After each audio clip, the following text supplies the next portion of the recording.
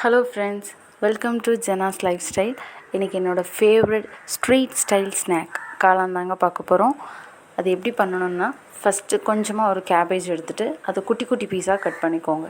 அது கூட கொஞ்சம் turmeric powder, chilli powder, garam masala, தேவைக்கேற்ப சால்ட், இஞ்சி பூண்டு பேஸ்ட், மைதா மாவு, கார்ன்ஃப்ளவர் மாவு இதெல்லாம் சேர்த்து நல்லா மிக்ஸ் பண்ணி வச்சுக்கோங்க, கொஞ்சம் தண்ணி விட்டு.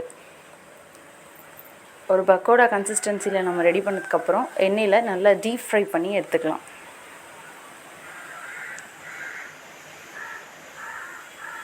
ஒரு வாணலியில் எண்ணெய் விட்டு வெங்காயம் போட்டு சில்லி பவுடர், கரம் மசாலா தூள், சால்ட் போட்டுட்டு நல்லா மிக்ஸ் பண்ணதுக்கப்புறம் கார்ன்ஃப்ளவரை கொஞ்சம் தண்ணியில் மிக்ஸ் பண்ணி அதில் ஊற்றிக்கலாம்.